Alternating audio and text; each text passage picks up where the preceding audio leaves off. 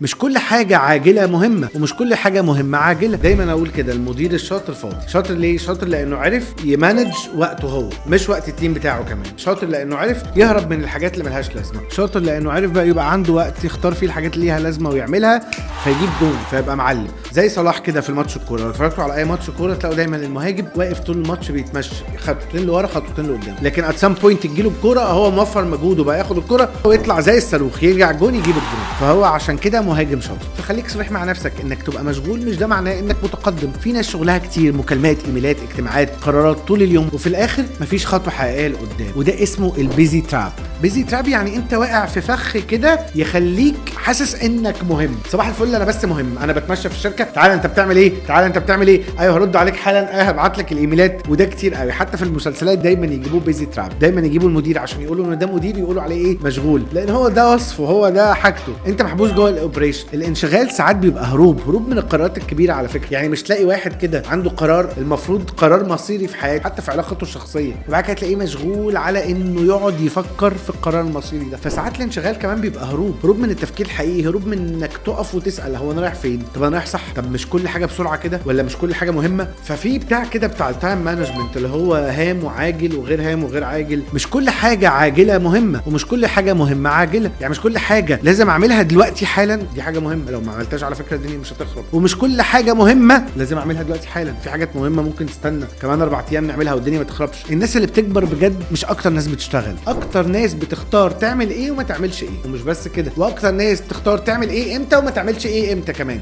لو عجبك الكلام ده اعمل لي كومنتس هنا وانا هطلع لك تاني كل يوم.